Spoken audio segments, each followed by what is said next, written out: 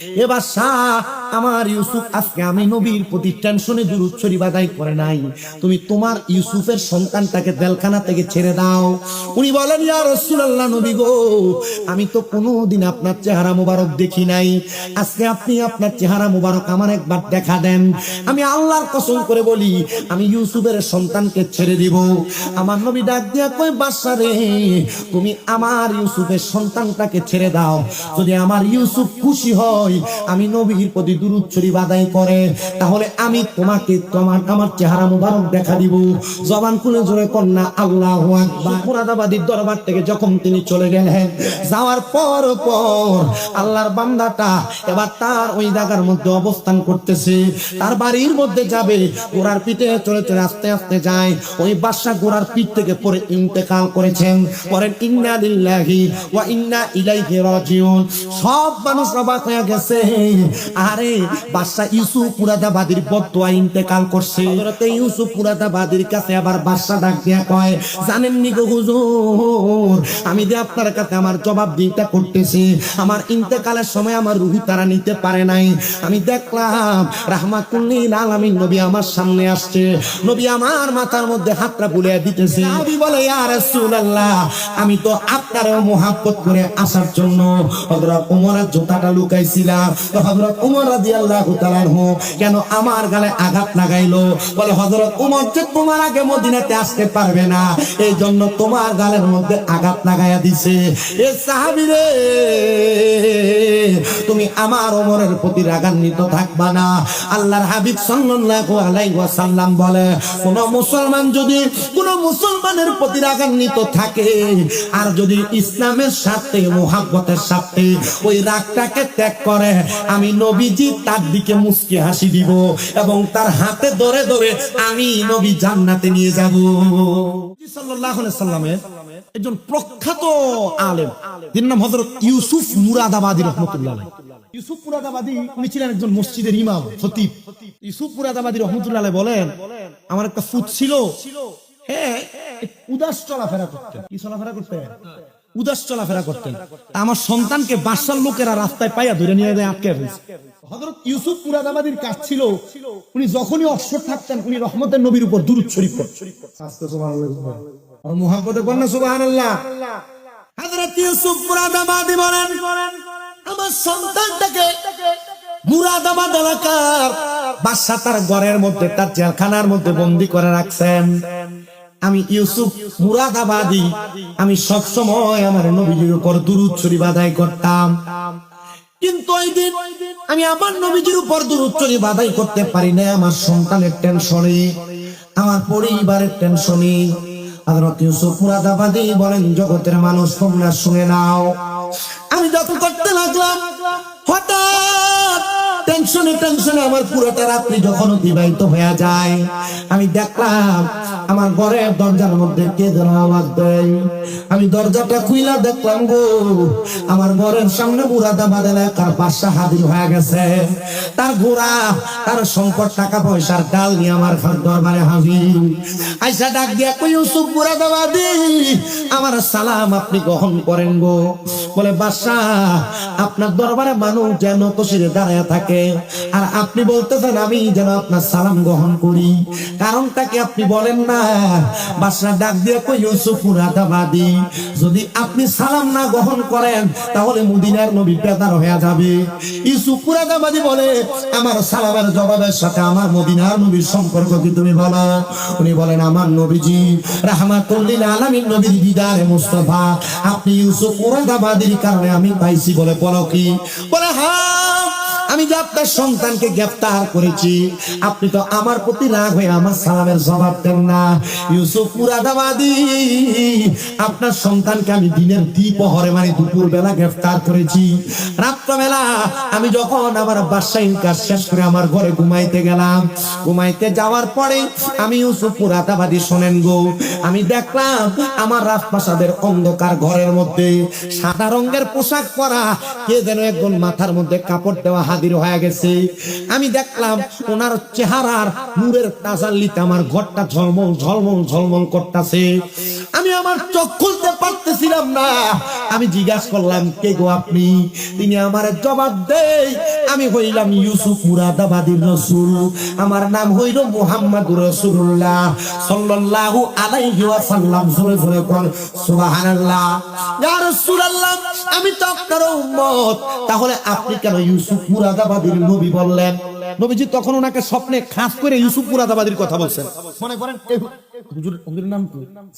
জুবাইর হুজুর, জুবাইর আল মাহমুদ হুজুর। মনে করেন হুজুরের কোন আত্মীয় স্বজনকে গ্রেফতার, হুজুর সব সময় দুরূদ শরীফ পড়ে, কিন্তু এই আত্মীয় গ্রেফতার হওয়ার কারণে হুজুর এক রাত্র এই রাত্র দুরূদ শরীফ পড়তে পারে নাই।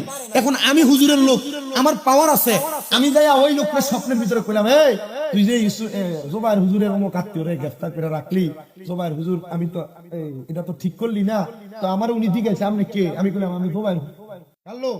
আমার নবীজি তখন স্বপ্নে খাস করে বলছে, আমি ইউসুফ মুরাদাবাদীর লোক, মানে ইউসুফ মুরাদাবাদীর নবী। আচ্ছা, নবী যদি কাউকে খাস করে কোনো কিছু বলে, আচ্ছা কোন তো এটার ভিতরে আলাদা একটা ভেদ থাকে না? বাদশা ডাক দিয়া বলে, নবী আমি তো আপনার উম্মত, আপনি কেন শুধু ইউসুফ মুরাদাবাদীর নবী বললেন? আমি আপনার কাছে এই কথার জবাব চাই। বলে, জানো আমার ইউসুফ আমি নবীর প্রতি দুরূদ শরীফ আদায় করে, আর আমি রাহমাতুল লিল আলামিন নবী, আমার ইউসুফের দুরূদ শরীফের আওয়াজ আমি মদিনাতুল মুনাওয়ারায় বসে বসে শুনি, মদিনাতুল মুনাওয়ারায় থেকে থেকে শুনি।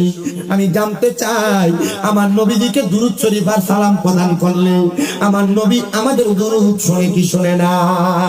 পরে আমার নবী বহু দূরে, আরে ইমানদারের জানের কাছে বলেন আমার নবী বহু, আরে ইমানদারের জানের কাছে উম্মতেরা সালামে দিলে উম্মতেরা নবী শুনতে পাই, পাইলে নিরা লাই গো নবী লাই বলেন পাইলে নিরা, তোমার দুই চরণে চুমো খাবো, দুই চরণে চরণে দুলি মাখবো গায়ে, পাইলে নিরা লাই গো নবী পাইলে নিরা লাই বলেন পাইলে নিরা।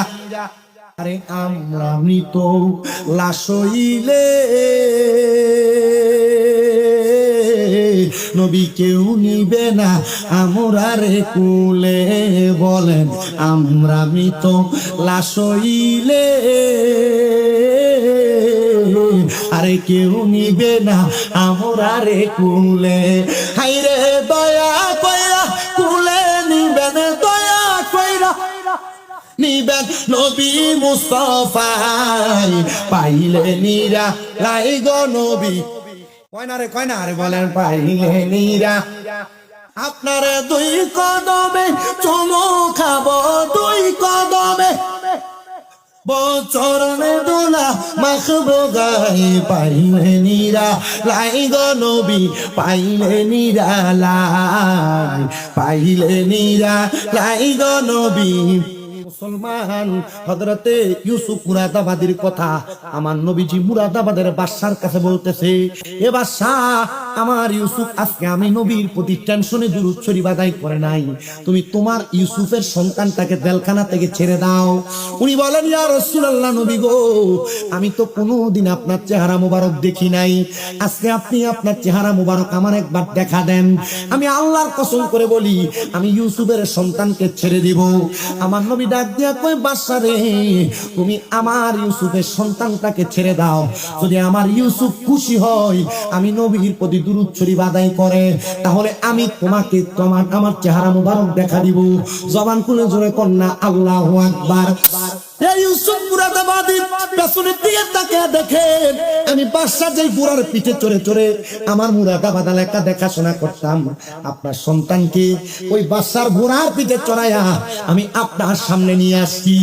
ও ইউসুফ মুরাদাবাদী, আপনি বলেন না বলেন না বলেন না, আপনি আমাকে ক্ষমা করছেননি, আপনি আমার প্রতি রাজি হয়েছেননি? ইউসুফ মুরাদাবাদী কোনো কথা বলে না, চোখের পানি গুলা ফালায় ফালায় কান্দে। ডাক দিয়া কয়, এ বাদশা গো, আমার যে দিন থেকে আমার জীবন থেকে একটা রাত্র চলে গেছে, আমি যে আমার নবীজির গুণকীর্তন গাইতে পারি নাই, পড়তে পারি নাই, আপনি কি আমার সেই রাতটা ফেরত দিতে পারবেন? বাদশা ডাক দিয়া কয়, আপনি যদি আমার বাদশাহী চান, আমি আপনার খুশির জন্য আমার বাদশাহী দিয়া দিব। বলে, কি বলো, আমার খুশির জন্য তুমি বাদশাহী দিয়া দিবা? আমি তো জানি তুমি আমার খুশির জন্য বাদশাহী দিতা না, তুমি আমার নবীর দিদার পাওয়ার জন্য তোমার বাদশাহী ছেড়ে দিতে চাও। না না না, আমি তোমার বাদশাহী চাই না, আমি তোমার সম্পদ চাই না, আমি তোমার রাজপ্রাসাদ চাই না, তবে যাও যাও যাও, তুমি যেন মদিনার নবীর দিদার পাও, আমি তোমার কাছে সেই কথাটাই বলে দিলাম, আল্লাহর কাছে সেই দোয়াটা করে দিলাম। ইউসুফ মুরাদাবাদী বলে, জগতের মানুষ তোমরা শোনো, বাদশা আমার কাছ থেকে চলে যায়, আমার সন্তানকে ঘোড়ার পিঠ থেকে নামায়া আমি আমার সন্তানকে আমার কাছে রাখলাম। ইউসুফ মুরাদাবাদীর দরবার থেকে যখন তিনি চলে গেলেন, যাওয়ার পর আল্লাহর বান্দাটা এবার তার ওই জায়গার মধ্যে অবস্থান করতেছে, তার বাড়ির মধ্যে যাবে, ঘোড়ার পিঠে চলে চলে আস্তে আস্তে যায়, ওই বাদশা ঘোড়ার পিঠ থেকে পরে ইন্তেকাল করেছেন। পরেন ইন্না লিল্লাহি ওয়া ইন্না ইলাইহি রাজিউন। সব মানুষ অবাক হয়ে গেছে, আরে বাদশা ইউসুফ মুরাদাবাদীর বদদোয়া ইন্তেকাল করছে। আরে বাদশা যদি চাইতো নবীর দিদার পাইতো, বাদশার প্রতি যদি ইউসুফ মুরাদাবাদী খুশি হইতো, বাদশা নবীর দিদার পাইতো। এবার সবাই বাদশার নাকের মধ্যে হাত দিয়ে দেখে বাদশা নিঃশ্বাস টানতেছে, বাদশা এখনো জীবিত আছে। বাদশাকে কাঁধের মধ্যে কইরা মুরাদাবাদের রাজপ্রাসাদে প্রবেশ করাইছে। রাজপ্রাসাদে নিতে নিতে বাদশা দুনিয়া থেকে বিদায় হয়ে গেছে। এলাকার সব মানুষ বাদশার জানাজার নামাজে হাজির হয়ে গেছে। জানাজার নামাজ পড়া বাড়িতে যায়, আর একজন আরেকজনের সাথে কথা বলে, দেখছনি মুরাদাবাদীর বদদোয়ার কারণে বাদশা ইন্তেকাল করছে ঘোড়ার পিঠ থেকে পইরা। আসলে অ্যাক্সিডেন্ট কইরা ঘোড়ার পিঠ থেকে পইরা মারা গেলে, কোন জায়গা থেকে অ্যাক্সিডেন্টের মাধ্যমে ইন্তেকাল করলে, এটা বদদোয়ার মরণ না, এটা শহীদের মরণ। কিসের মরণ? শহীদ। আল্লাহর হাবিব সাল্লাল্লাহু আলাইহি ওয়াসাল্লামের একটা হাদিসে মুবারক হচ্ছে, কোন বাবা, কোন ভাই, কোন আত্মীয় স্বজনের মানুষ তার পরিবার চালাইতে যায়, গাড়ি অ্যাক্সিডেন্ট, দুর্ঘটনা, ছাদের থেকে পড়া, পানিতে পড়ে মরা, এমন যে কোনো দুর্ঘটনায় যদি ইন্তেকাল করে, তাহলে ওই ব্যক্তি তার আহার যোগাইতে গিয়ে ইন্তেকাল করার কারণে তার মরণটা শহীদের মরণ হয়। মানে আপনি তো আহার যোগাইতে গিয়ে কামাই করেন, ঠিক কথা, মসজিদে আফান দামনে খবর দেন, আপনি তো শহীদের মরণ খাবেন, এটার গ্যারান্টি কি? তার মানে বোঝা যায় আমাদের কাজকর্মের মাঝখানে আমাদের নামাজ আসেনি। জানাজার নামাজ পড়ে গাইতে দেখবেন মানুষ হুমকের সমালোচনা বিভিন্ন রকমের কথা বলে না, লোক কমক ছিল, আর যদি খারাপ থাকে আর মানুষের বহুত দালাল দাঁড়াইছে। আজকে আমার একটা জেরা মারা গেছে, আমি নিজে আজকে অনেকে ফোন ধরতে পারি, অনেকে ফোন করছে, আজকে এলাকার সাইফুল্লাহ জুতিরে আছে যে আপনাদের এলাকারই, তো আমার কাছে অনেক ফোন দিয়ে আমি ধরতে পারিনি। আমার ওনার জেঠারে গোসল দিছে, আমি এবং আমার এক জেঠাতো ভাই দাওয়াত ইসলামের মুরিদ, আমরা নিজেরা গোসল দিছি, আমরা নিজেরা জানাজার নামাজ আমার ভাইয়ে পড়াইছে, আমি মুনাজাত দিছি, আমরা কবরে নামছি, দাফন সব শেষ করে তারপর রওনা দিছি আপনাদের দিকের উদ্দেশ্যে। তো আমি এতটুকু দেখছি যে আমার যারারে সালাম দিলে উনি এমনি মাথা তুলতো না, আসসালামু আলাইকুম, এমনি নিচের দিকে থাই আটতো, ওয়ালাইকুম সালাম, হাঁটা শেষ, অন্য কোনো কথা নেই, নরমাল নিরিবিলি মানুষ ছিলেন। দোয়া করে ওনার দুইটা ছেলে বিদেশ আছে, একটা মেয়ে বিবাহ দিছে, আর একটা ছেলে দেশে ছোট। আল্লাহ যেন তার পরিবারটার একটু রহমতের নজরে দেখে তার পরিবারকে ধৈর্য ধারণ করার তৌফিক। আমিন। তো মানুষ মারা যাওয়ার পরও এভাবে ভালো তার প্রশংসা করছে। ইউসুফ মুরাদাবাদীর এলাকার বাদশা যখন মারা গেছে, মানুষ ওনার ব্যাপারে সমালোচনা করতে না, আরে মনে ইমাম সাহেবের বদদোয়ায় মনে হইরে মরছে রে গোড়ার থেকে রে। মানুষের মন্তব্য চিন্তাধারাটা কি ভালো না খারাপ? খারাপ। মনে ইমাম সাহেবের বদদোয়ায় মরে গেছে রে। এলাকার সব মানুষ বাড়িতে ঘুমাইছে, ঘুমানোর পর এরা দেখতেছে মুরাদাবাদের বাদশা উনি সুন্দর জান্নাতি খাবার সামনে নিয়ে বৈশা বৈশা আহার করতেছে। কি খাবার খায়? জান্নাতি খানা খাইতে। মানছে কয় ইমাম সাহেবের লোকে মানে বেয়াদবি করলো আর খাইতেছে জান্নাতি খানা, বিষয়টা একটু অন্যরকম গেছে। তাড়াতাড়ি ইউসুফ মুরাদাবাদীর দরবারে, হুজুর আপনার সন্তানকে যে অ্যারেস্ট করছিল, এ বাদশা ইন্তেকাল করছে, এত ঘোড়ার পিঠ থেকে পড়ে মরছে, আমি যদি স্বপ্ন দেখলাম সুন্দর সুন্দর খানা নিয়ে বয়ে রয়েছে, হুজুর এটার কাহিনী কি বলেন? একজন যে অনেক কথা বলছে, পুরো মসজিদের মুসল্লিরা উঠে কয়, হ্যাঁ হুজুর, হ্যাঁ আমি স্বপ্ন দেখছি, আমি একই স্বপ্ন দেখছি। মারহাবা বল না। ইউসুফ মুরাদাবাদী বলেন, তোমরা আমার একটু সময় দাও, আমি সামান্য সময় নেই, যে সময়ের মাধ্যমে আমি আমার এলাকার মানুষকে তোমাদের জবাব দিতে পারবো। বাবা ও বাড্ডার মুরব্বীরা, বাড্ডার পর্দার অন্তরালের মা বোনেরা, যুবক ভাইয়েরা, আল্লাহর হাবিব বলে এবার রুহুটারে কবজ করার জন্য বুক থেকে যখন ফিরা যাবে, এবার বান্দাটার রুহুটা কবজ করার জন্য আব্রাহিম আলাইহিস সালাতু ওয়াস সালাম বান্দার কপালটার মধ্যে মুখটার মধ্যে হামলা করবে। আরে কপালের মধ্যে থাইকা দুইটা ফেরেশতা বাধা দিয়া বলবে, রে আব্রাহিম, বান্দার কপাল দিয়ে রূহ বাহির করতে পারবা না, কারণ বান্দার কপালের মধ্যে নামাজ দেওয়ার কারণে, নামাজ পড়ার কারণে তার সেজদার নূর বিরাজমান আছে। ওই বান্দাটা তখন এবার তার বিছানাতে পড়ে থাকবে। এবার ইমানদার বান্দার কাছে আব্রাহিম আবার আসবে, ডান দিক দিয়ে হামলা করবে। ডান দিক দিয়ে হামলা করার সাথে সাথে ইমানদার বান্দার রূহটার জবাব দিবে। ইমানদার বান্দার রূহটার কাছ থেকে দুইটা ফেরেশতা জবাব দিবে, রে আজরাইল, ইমানদার বান্দার রূহ তো তুমি ডান দিক দিয়া কবজ করতে পারবা না, কারণ তার ডান দিক দিয়া তার আম্মা আব্বার খেদমতটা বিরাজমান। ইয়া রাসূলুল্লাহ, আর কেমনে আজরাইল আমরা রূহটা কবজ করব? হয় এবার বান্দার বাম দিকের বাহুর মধ্যে হামলা করবে, বাম দিকের বাহুর মধ্য থেকে জবাব আসবে, রে আজরাইল, বান্দার বাম দিক দিয়ে রূহ কবজ করতে পারবা না, কারণ বান্দার বাম দিকে তার দান এবং সাদাকা গুনাহ আছে। আরে হযরতে ইউসুফ মুরাদাবাদীর কাছে আবার বাদশা ডাক দিয়া কয়, জানেন নি গো হুজুর, আমি যে আপনার কাছে আমার জবাব দিতে করতেছি, আমার ইন্তেকালের সময় আমার রূহ তারা নিতে পারে নাই। আমি দেখলাম রাহমাতুল লিল আলামিন নবী আমার সামনে আসছে, নবী আমার মাথার মধ্যে হাতটা বুলিয়ে দিতেছে, আর আমি আমার নবীকে বললাম, ইয়া রাসূলুল্লাহ, আপনারা বলছেন আপনার চেহারা মুবারক আমার দেখাইবেন। আমার নবীজির চেহারা মুবারকের উপর থেকে কাপড়টা সরানো, আমার নবী আমারে দিদার দিতেছে, আমার নবী আমারে দেখা দিতেছে। আমি দেখা পাইয়া বড় খুশি হয়ে গেলাম, বড় অবাক হয়ে গেলাম। রাহমাতুল লিল আলামিন নবীজি, আপনি কেন আমারে দেখা দিলেন? বলে, তুমি যে আমি নবীর দিদার পাওয়ার জন্য আবু ইউসুফ মুরাদাবাদীরে খুশি করছো, আমি আল্লাহ তাআলার পেয়ারা হাবিব তোমারে খুশি করার জন্য আমি তোমার মরণকালে চইলা আসছি। এবার আপনারা বলেন, আমরা যদি নবীকে খুশি করতে চাই, আজকে যে একজন হঠাৎ আল্লাহ পাকের খাস বন্ধু সাফি আল হক আব্দুরানী পাটোয়ারি রহমাতুল্লাহ আলাইহি, ওনার মাহফিলের মধ্যে আমরা হাজির হয়ে গেছি। আমার নবী আজকের মাহফিলের উসিলায় আমরার প্রতি রাজি এবং খুশি হইতে পারে কি পারে না? এ মুসলমান, এ নবীর উম্মতের দলেরা, আমি আপনাদের কাছে আরেকটা কারগুজারির জন্য একটা ঘটনা শোনায় দিব। যেহেতু রাত্র এখন 1:51 বাজে, তাহাজ্জুদের ওয়াক্ত, তাহাজ্জুদের ওয়াক্ত না, রাত্র 1:51 বাইজা গেছে। আমি আপনাদের কাছে আরেকটা কারগুজারির ঘটনা শোনাই। হযরতে সুলতান মাহমুদ গজনবী রহমাতুল্লাহ আলাইহি বড় আল্লাহ তাআলার একজন বান্দা এবং বাদশা। উনি দুনিয়ার জমিনের মধ্যে একটা খাস ইবাদত করতেন। বাদশার কাম হইল উনি দিনের বেলা ওনার এলাকা পরিচালনা করতেন, গভীর রজনীতে ঘুম থেকে ওইটা তাহাজ্জুদের নামাজ পড়তেন। জোরেও কইলেন নাম না, কিত্তামি করে সুবহানাল্লাহ। আইয়া যে অবস্থা দেখছি মাহফিলের প্যান্ডেলের, এখন যে সুবহানাল্লাহ কোনার আপনারা আইছেন, এটাই তো আমার ভাগ্য। মারহাবা কন্যা, আর জোরে মারহাবা।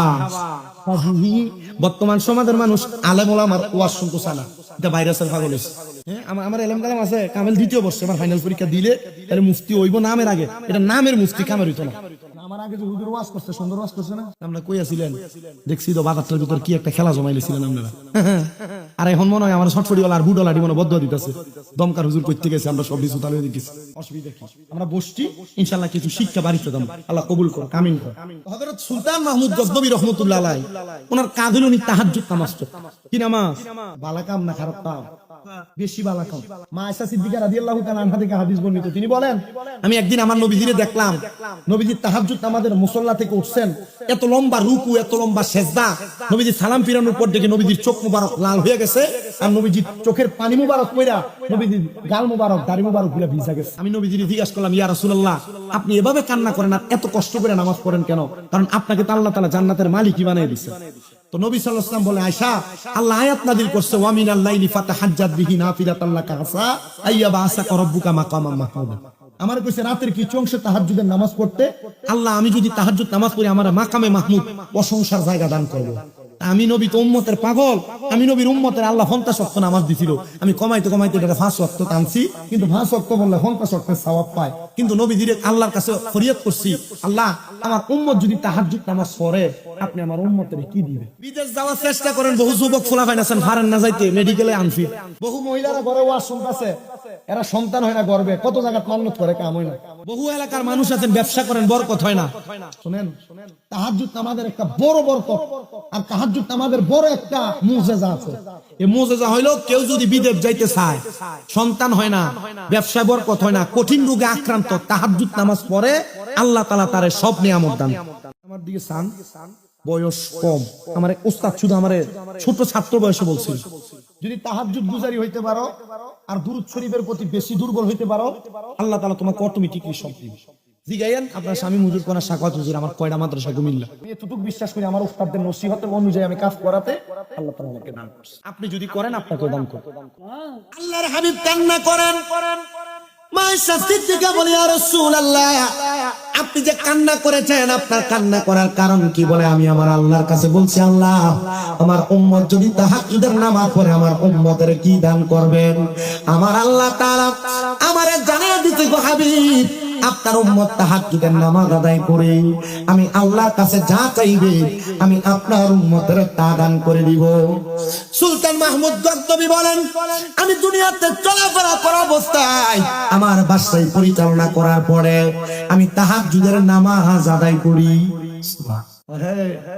কত নতুন নতুন নেতারা আছে, কত সুন্দর টুপি লাগায়, সাদা পাঞ্জাবি লাগায়, ইমাম সাহেবের পিছন দিয়ে খারো, কিন্তু খায় শুনি দাড়িটি এমন ভাবে ক্লিন শেভ করে ইমাম সাহেবের পিছন দিয়ে খারো, হিসামারা মনে হয় যে ক্ষেতের গালা কাছাইলে যেমন একবার সমান থাকে না, আইল কাছাইলে এর মুখতে মুখ এটা এমন গালা কাছাইলে খায় গো। ইমাম সাহেবের পিছন দিয়ে যায় 40 জন মুসল্লি 30 কাতা ঠেললে সামনের কাতারে যায়, এমন মুসল্লিও আছে না নাই? আবার আপনারা এই মুহূর্তে সিটার বাটফার সুদখোর গোসকুটিরে ধরে নিয়া মসজিদের সভাপতি বানায় আছে না? সুদখোর গোসকুটিরে মসজিদের সভাপতি সেক্রেটারি বানায় না?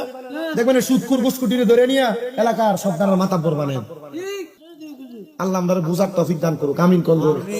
হযরত সুলতান মাহমুদ গজনবী রাহমাতুল্লাহ আলাইহি তিনি বলেন, আমি তাহাজ্জুদের নামাজ আদায় করা রুজু করার জন্য আমার রাজপ্রাসাদ থেকে বের হইলাম। রাজপ্রাসাদ থেকে বের হওয়ার পরে আমি দেখলাম আমার বাড়ির সামনে রাজপ্রাসাদের নদীর উল্টা পাশে 4 জন ব্যক্তিকে দেখা যায়, যে 4 জন ব্যক্তি সেখানে দাঁড়ায় দাঁড়ায় পানি হাতাইতেছে, পানি খাচ্ছে।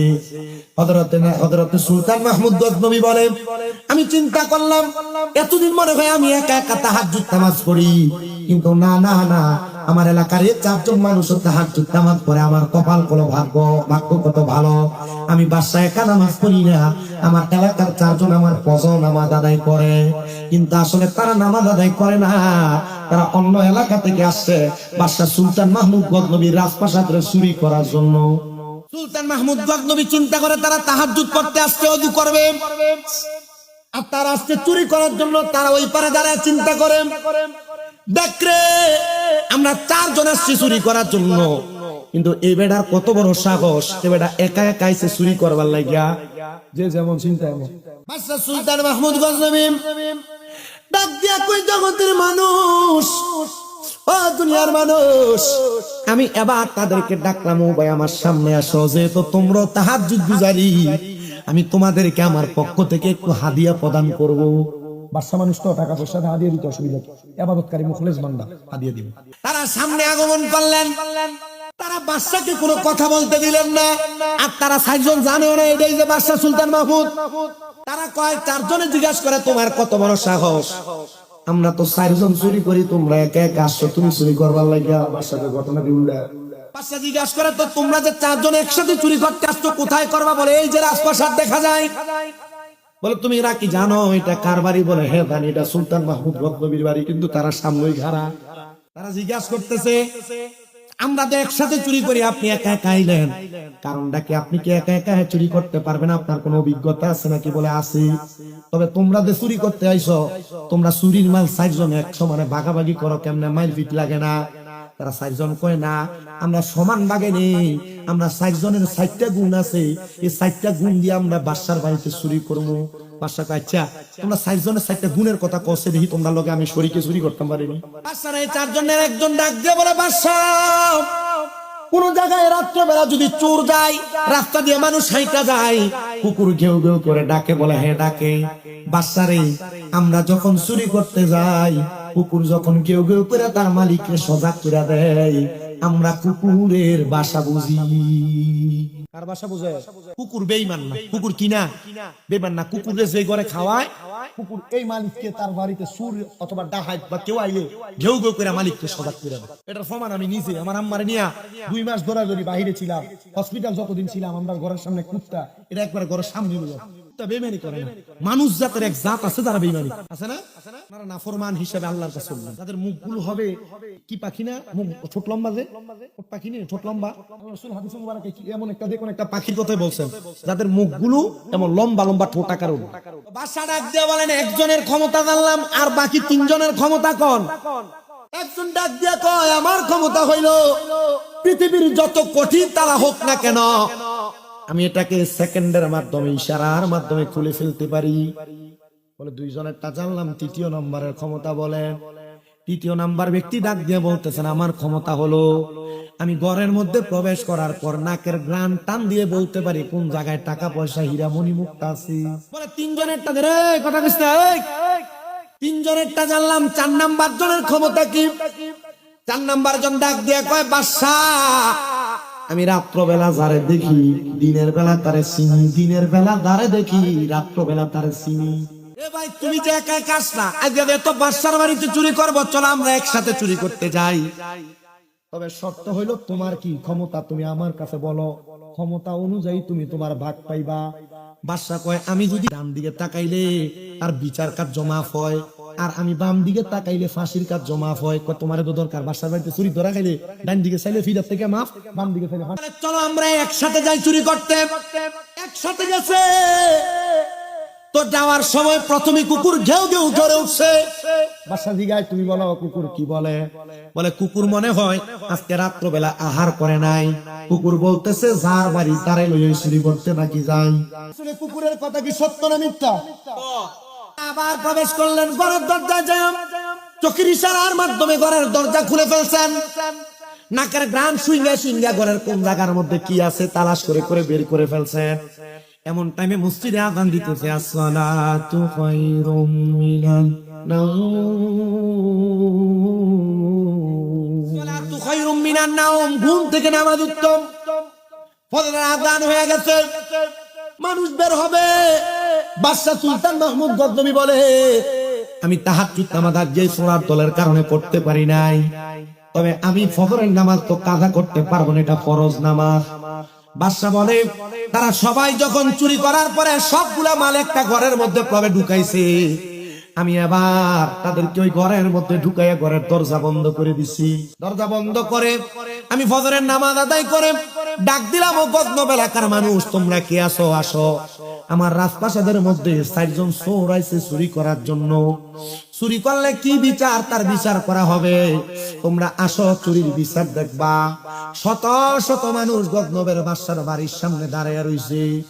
বাদশা বিচার কার্য পরিচালনা করার জন্য তার চেয়ারে বসে গেছে। বাদশা যখন বসছে রে, ওই 4 জন চোরের কাঠগড়ার মধ্যে দাঁড় করানো হয়েছে। বড় হাসির বিষয় হইল এই 4 জন চোরের ভিতরে 3 জন চোর দাঁড়ায় দাঁড়ায় কান দিয়ে বাদশার বাড়িতে চুরি করতে আইসে আমরা চুরির ধরা খেয়ে গেছি, কিন্তু একটা চোরা দাঁড়ায় দাঁড়ায় হাসি। জিজ্ঞাসা করে সবাই কান্দে, তুমি কেন হাসো? উনি ডাক দিয়ে কয় বাদশা আপনি আমার গুণের কথাটা মনে আসেনি? বলে হ্যাঁ মনে আছে। তুমি যারা রাইতে দেখো তারে দিনে চেনো। বলে বাদশা কেমনে গো এক লগে চুরি করে আমরা লগে বেইমানিটা করলেন? আপনি সোনা চুরি করতে গেছিলাম, আপনি দিয়ে আপনারে বিচার করতে দাঁড়াইছেন। বাদশা দেখেন আপনার ডান হাতের ডান দিকে কি দেখা যায়? বাদশা তাকাইছে, কিছু নাই। বাদশা দেখেন আপনার বাম দিকে কি দেখা যায়? বলে কিছু নাই। বাদশা গো আপনার তো গুণ, ডান দিকে তাকাইলে এ বাদশা আপনি মানুষের বিচার কার্য মাফ করে দেন, আর বাম দিকে তাকাইলে ফাঁসির আসামি মাফ করে দেন। বাদশা আমরা স্বীকার করি, বাড়িতে আসছি গো বাদশা, আমাদের গোত্রের সব মানুষ ক্ষুধার্ত, আমাদের এলাকার বাদশারা লুটপাট করে সব খায়া ফেলাইছে। আমরা আপনার বাড়িতে চুরি কইরা ধান নিতাম, আমার এলাকার মানুষকে খাওয়াইতাম। বাদশা আপনি তো আমাদের ফাঁসিও মাফ করছেন, ডাইনে বামে তাকে এখন সব মাফ করছেন। বাদশা এবার যে শাস্তি দেন সেই শাস্তি আমরা নিয়ে যাব। বাদশা কয় যারে যা, রিজিকের তালাশ করতে যায় তো চুরি করতে আসতো, আমি তোমাদেরকে আমার রাত প্রাসাদে চাকরি দিয়া দিলাম। ওরে বিনা মাইনে করব চাকরি, বিনা মাইনে করব চাকরি, আবেদ বাবার দরবারে চাকর নিরাখি বায়া মারে দয়াল। আবেদ তোমার দরবারে চাকর নিরাখি বায়া মারে। আমি দিনের মাইনে দিনে চাই না, দিনের মাইনে দিনে চাই না, দিও বাগদাদি একসাথে চাকর নিরাখি ভাই আমার দয়াল। মুর্শিদ তোমার দরবারে চাকর নিরাখি ভাই আমারে। তারা চারজনে বাদশার বাড়িতে দায়িত্ব দিতে কাম দিতে, বাদশার পুরা রাজপ্রাসাদ পরিষ্কার করব। তারা চুরি করার কারণটা দেখছেননি, খাবারের কারণে তারা চুরি করছে। আল্লাহর নবীর হাদিসে মুবারক ওমর ইবনে খাত্তাব রাদিয়াল্লাহু তাআলা বলে, কোন এলাকার মানুষ যদি পেটের ক্ষুধার জ্বালায় চুরি করে, তাহলে ওই এলাকার বাদশারে ওই এলাকার প্রতিনিধিরে দুইরাই না তার হাত কাটতে দেও। বলে কেল্লে গারে, বলে তারপরে সোরের হাত কাটবা, কারণ ওই এলাকার বাদশা প্রতিনিধি তার এলাকার ক্ষুধার্ত মানুষের খবর নেয় না।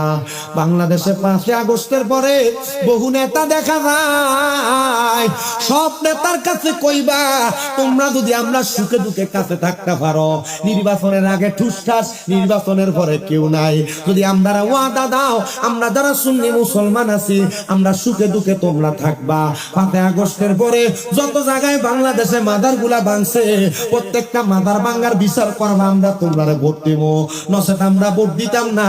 বাংলাদেশের সরকার বাহাদুর সহ ডক্টর মোহাম্মদ ইউনূস সাহেবের কাছে আমাদের আবদার, সোশ্যাল মিডিয়ার মাধ্যমে আপনি যদি মনে করেন বাংলাদেশের মধ্যে আপনি সত্য কায়েম কইরা বাংলাদেশকে শান্তি শৃঙ্খলাবদ্ধ ভাবে পরিচালনা করবেন, তাহলে বাংলাদেশের আপামর সুন্নি জনতা, সুফিবাদী জনতা, যাদের কারণে ইসলাম পাইছে, ওই আল্লাহর ওলি মাদার দ্বারা ভাঙছে হাজীগঞ্জের মানুষ, আপনারা বলেন আমরা তাদের বিচার চাই কি চাই না? কারা কারা বিচার চাই? হাত উঠে আল্লাহকে দেখান।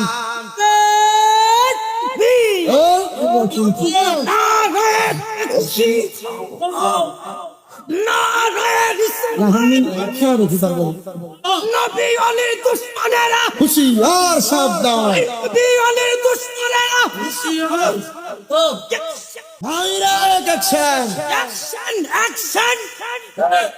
তুমি কে আমি কে? সুন্নি তুমি কে আমি কে? শুনেন সুন্নি জনতা, চাঁদপুরের হাজীগঞ্জের বাড্ডা ঈদগাহ ময়দান থেকে আমরা বাংলাদেশের বর্তমান উপদেষ্টা, অন্তর্বর্তীকালীন সরকার, আপনি তো বাংলাদেশকে স্থিতিশীল করার জন্য আসছেন, কিন্তু আপনি বসার পরে যারা বাংলাদেশের সুফি তত্ত্বের কারখানা, আউলিয়া কেরামের মাজার গুলাতে হামলা করেছে, আপনি যদি বাংলাদেশের সাম্প্রদায়িকতা রক্ষা করতে চান, মাজার যারা ভাঙছে তাদেরকে অনতি বিলম্বে শাস্তির আওতায় আনেন। আমরা তাদের শাস্তি চাই কি চাই না? মাদার গুলারে ভাঙ্গা এরা গেছিল কিন্তু পূজা মণ্ডপের ভিতরে পূজা দিবার লাগি, আপনারা দেখেন নাই? এরা মাদার গুলারে ভাঙ্গা পূজার মণ্ডপে দেয়া পূজা কইছে, পূজার কীর্তন গাইছে, আবার কত সুন্দর কইছে রোজা আর পূজা বলে সব বলে সমান। নাউজুবিল্লাহ, জোরে কোন না কেন? এটা রোজা আর পূজার সমান কয়, আর হিন্দু মুসলিম ভাই ভাই কয়। এটা কি আসলে ইমান আসে না গেছে? সিন্নি খেলা কারু ছিল মোল্লা ছিল না, আউলিয়া কেরাম না আইলে তুমি ইসলাম পাইতা না, ফরনে ধুতি থাকতো বেড়া। আউলিয়া কেরামের মাজার ভাঙছে। আমরা ডক্টর মোহাম্মদ ইউনূস বাংলাদেশের প্রশাসনিক কর্মকর্তা, যিনারা আপনারা আমাদের কথাগুলো শোনেন, আমরা বাংলাদেশের রাষ্ট্রকে, রাষ্ট্রের পরিচালনা যারা করে, রাষ্ট্রকে যারা প্রশাসনিক ভাবে ঘাট দিয়া রাষ্ট্রকে শৃঙ্খলাবদ্ধ রাখে, আমরা প্রশাসনকে সম্মান করি, রাজনৈতিক কর্মকর্তাদেরকে সম্মান করি। আমরা চাই প্রশাসনিক কর্মকর্তা সহ রাজনৈতিক প্রত্যেকটা কর্মকর্তা মাদার বিচার করবে। তারা বিচার করবে, যারা বিচারের পক্ষে থাকবে, আল্লাহর পক্ষে থাকবে, আমরা তাদের পক্ষে আছি। আর যারা বলবে যে না বিচার করতে পারতাম না, আমরা তারা লোকে তেল মালিশ করে ফেললাম, আপনি যান আমি হয়। কথা কন না কেন? আল্লাহর ওলির মাজারে হামলা করবেন আর আমরা আপনার বন্ড আর মুনাফিক কইলে আমরা লইতাম শয়তানের দল। আপনার কি কষ্ট হইতেছে নাকি? উপদেশটা হইলে কিছু পয়সা আপনার খারাপ লাগতেছে? আমি সুন্নি হিসাবে আমার দায়িত্ব। আল্লাহ কবুল করেন, আমিন করেন। লেশকো বেটা প্রেমের বিষে দর্শে গো যারে ওরে কি করিবে ও যাই তাহারে গো বিষে পরাণ যায়, মুর্শিদ প্রেমে পরাণ যায় গো। এটা তো থাকলা পড়া শুনি না হলে আপনি কেমন জানছে? বুড়া বয়স লাগে, 16 বছর জোয়ান বেটা। আল্লাহ কবুল করেন, আমিন করেন। আউলিয়া কেরামের পাওয়ার আছে না নাই? আউলিয়া কেরামের মর্যাদা পাওয়ার আছে না নাই? কথা কোন জায়গায় ছিলাম? চাকরি দিয়ে দিচ্ছে, আমার সময় আছে আর 18 মিনিট টাইম বাইন্দা দিয়ে দিচ্ছে। আমরা কি একটু আসেনি কতক্ষণ? যদি থাহেন ওয়াজ হবো, আমি কিন্তু ডাবল মাহফিল নেই না। সাকাওয়াত হুজুর দাওয়াত দিছে দেখে উনি আলেম হাফেজ সাহেব মাওলানা আমার উস্তাদের মতো এলাকা দাওয়াত রাখছি।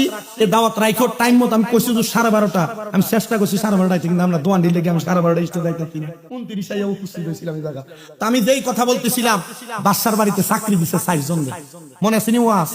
বাদশা শর্ত দিছে, শর্ত হইলো 5 ওয়াক্ত নামাজ পড়া লাগবে আর তাহাজ্জুদ নামাজ পড়া লাগবে। মারাবা কইলেন না? রাজি হইছে।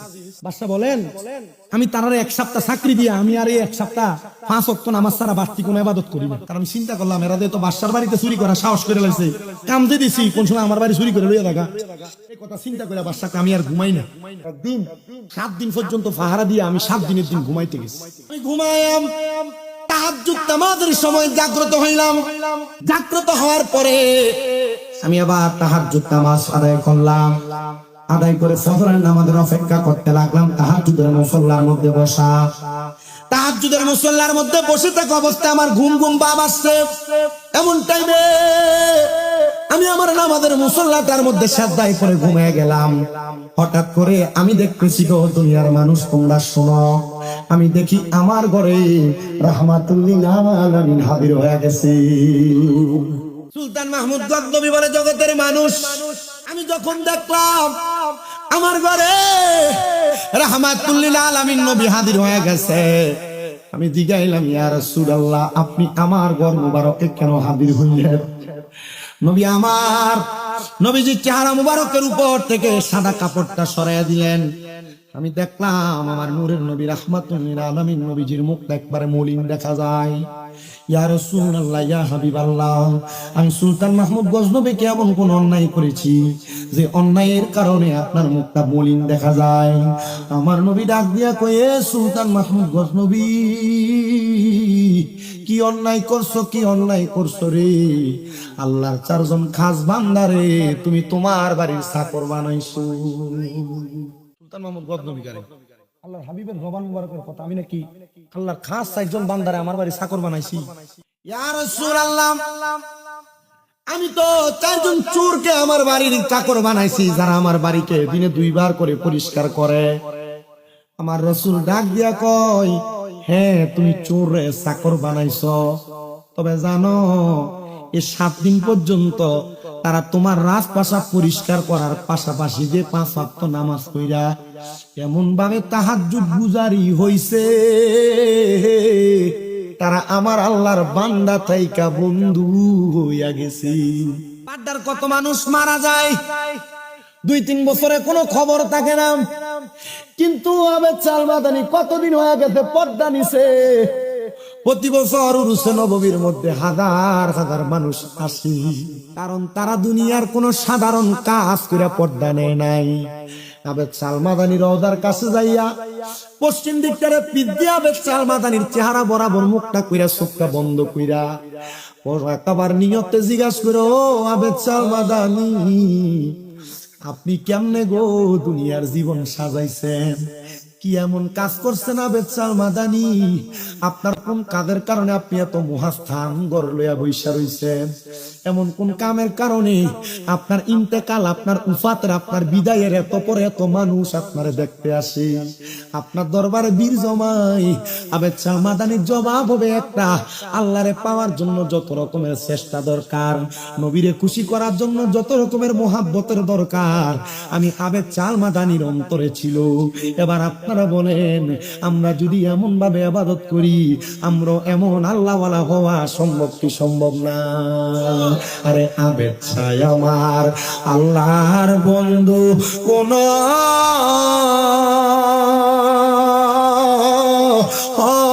সন্দেহ না আয়রে আমি মুর্শিদি নামে বড় ও শান্তি পায় হায়রে বাগুসায় আমার আল্লাহর বন্ধু কোন ও সন্দেহ না আয়রে আমি মুর্শিদি নামে বড় ও শান্তি পায় বলিয়া গায়ে গেছিলাম কদিনের পাগলা কিছু কিন্তু সামনে কিন্তু আসবে চল আমার দেখার পাগল বাড়ি আলীগঞ্জ আরে মা খায় আমার আল্লাহর বন্ধু কোন আপনারা কি গাইতে পারেন না তো মোহাব্বতে আমার লগে টানটা দেন না আরে মা খায় আমার আল্লাহর বন্ধু কোন ও সন্দেহ না আয়রে আমি মুর্শিদি নামে বড় ও শান্তি পায় আরে ওই তার হইতে বাজায় বাসি এই পা আর হইতে শুনি আরে সুর শুনিয়া পাগল হইয়া সুইটা সুইটায় আসি মুর্শিদ আমি মুর্শিদি নামে বড় ও শান্তি পায় হায়রে একটি বাসায় দুইটি পাখি কত যে আনন্দে থাকি গো এখন তুমি কোথায় আমি কোথায় আসগর আলী শাহ তুমি কোথায় আমি কোথায় কাউকে কেউ আর দেখি না আগে জানি না তুমি এমন করে ছেড়ে যাইবা আকবর আলী পাটোয়ারিয়া জানি না তোমার আত্মাতে মি সায়াতা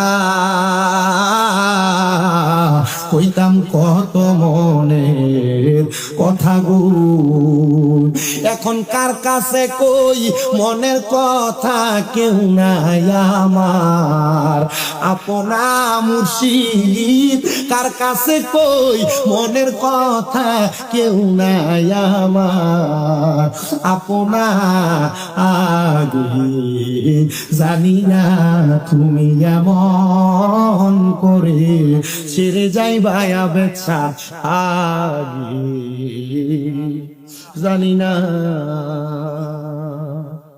মারহাবা দি জোরে করে দি মারহাবা আবেদ সাল মাদানী জবানের কথা শাহপুরে উনি হক্কালে কি বলছে মারহাবা কোন না মারহাবা কোন না বেটা উনি তো আল্লাহর শান বুঝাইতেছে মারহাবা কোন না মারহাবা মানে বাগদাদি হুজুর কেবলার প্রশংসা আবেদ দাল মাদানী আবেদ চাল মাদানী হুজুরও কইরা গেছে আবার আলী আকবরের বিশাল হুজুরও কইরা গেছে দেখছিনি পাগলার মুখের কথা আচ্ছা তোমার শান্তি করার লাগা আমি একটা শাহপুরের শান গাই আমি জানি শাহপুরে বহুত পাগলা আছে আরে শাহপুরের প্রেম বাগানে শাহপুরের প্রেম বাগানে ফুটলো আজব ফুল সেই ফুল আমার প্রাণের মুর্শিদ বাগদাদি হুজুর সেই ফুল আমরার প্রাণের মুর্শিদ কাউকাব শাহ হুজুর এটা আমার নিজের লেখা একটু মহাব্বতে করেন শাহপুরের প্রেম বাগানে শাহপুরের প্রেম বাগানে ফুটলো আজব ফুল সেই ফুল আমার প্রাণের মুর্শিদ বাগদাদি হুজুর সেই ফুল আমরার প্রাণের মুর্শিদ কাউকাব শাহ হুজুর প্রেম বাগানে ফুটলো আজব ফুল বাগদাদি বাবার নয়ন মনি কাউকাব শাহ হুজুর আল্লাহ আল্লাহ দিকিরে বেহেশতে থাকেন যে মশগুল, সেই ফুল আমরার প্রাণের মুর্শিদ বাগদাদি হুজুর, সেই ফুল আমরার প্রাণের মুর্শিদ কাউকাব শাহ হুজুর। জবান খুলে জোরে কনিয়া বলি আল্লাহ। ও বন্ধু, হযরত সুলতান মাহমুদ গজনবী সাথে সাথে নামাজের মুসল্লা থেকে উঠা গেছে, দৌড়ে দেয় ওই চারজন ব্যক্তিরে ডাক দিয়াই না, ডাক দিয়া কই হুজুর এমন ইবাদত বুঝি 7 দিনের ভিতরে করছেন যে ইবাদত দিয়া আল্লাহর বন্ধু হয়ে গেছে। জান গো জান, আমি আমার বাসায় চাইরা দিলাম, আপনারা 4 জনের আমি আমার বাসায় দিয়া দিলাম। জোরে জোরে কন্যা আল্লাহু আকবার। আরে মাত্র 7 দিনের ইবাদতে বাসায় ছাইরা দিয়া বাসায় ওই 4 জনরে দিয়া দিছে, অন্য কোনো কারণ না, অন্য কোনো কারণ না। পাগলা মানুষ তো সেবরা শাম হলে এমনি দিয়া দে মুড়ি 2 ঘন্টা ওয়াজ করানোর ঘরে গেম। ও মুসলমান, ও নবীর উম্মতের দলেরা, এবার ওই 4 জনকে বাদশাহীর দায়িত্ব দিয়া সুলতান মাহমুদ গজনবী জংলায় যায় ইবাদত করে। জংলায় যায় যখন ইবাদত করে গো, জংলার মধ্যে যে আল্লাহরে ডাকে, জংলার মধ্যে যে রাসূলকে ডাকে, সুলতান মাহমুদ গজনবীর কাছে যাইয়া ওনার সেনাপতিরা ডাক দিয়া কয়, সুলতান মাহমুদ গজনবী আপনি কি বাদশার রাজপ্রাসাদে ফিরে যাবেন না? আপনি কি আপনার কর্মকার্য সম্পাদন করবেন না? সুলতান মাহমুদ গজনবী ডাক দিয়া কয়, এই বাদশাহীর কারণে আমার নবীজির চেহারা মুবারক বেজার আমি দেখছি, ওই বাদশাহী আমার দরকার নাই। ও মুসলমান ইমানদার, হারাম খাইলে, সুদ খাইলে, গোশ খাইলে, পরের হক মাইরা মাইরা খাইলে রহমতের নবী বেদার হয়, বেদার হয়, বেদার হয়।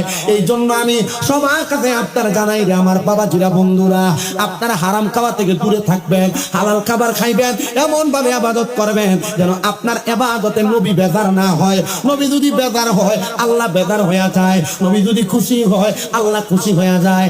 আপনাদের সবার কাছে আপনারা আল্লাহ এবং তার রাসূলের সন্তুষ্টির জন্য কাজ করবেন, আল্লাহ এবং তার রাসূলের খুশির জন্য আপনারা কাজ করবেন। আল্লাহ এবং রাসূল যেই কাজ করলে খুশি হয় ওই কাজগুলা করবেন। রাজি আছেন? কে কে হাতটা উঠিয়ে দেখান, বলেন আল্লাহ রাসূলকে খুশি করার জন্য নামাজ কি চলবে না বন্ধ হবে? আপনারা বলেন নামাজ চলবে, জোরে কইতে হবে নামাজ, রোজা আস্তে কয় মনে হুজুর এনতে ভিড়ে ফুলাড়লে বাড়িলে আর খবর নাই, জোরে চলবে কইতে হইব। আল্লাহ রাসূলের খুশির লাগে নামাজ, রোজা, হজ, যাকাত, দান, সদকা, সালাম দেওয়া, সুদখানা, সুদখানা, আল্লাহ আমাদেরকে কবুল করে। 7 দিনের ইবাদতে বাদশাহী পেয়ে গেছে, আর বাদশা বলে এই রাজপ্রাসাদে গেলাম না, এই রাজপ্রাসাদে বাদশাহী পরিচালনা করার কারণে নবীর চেহারা মুবারক বেদার দেখছি। আল্লাহ তাআলা আমাদেরকে সেই নবীর পাগল হিসেবে কবুল করে।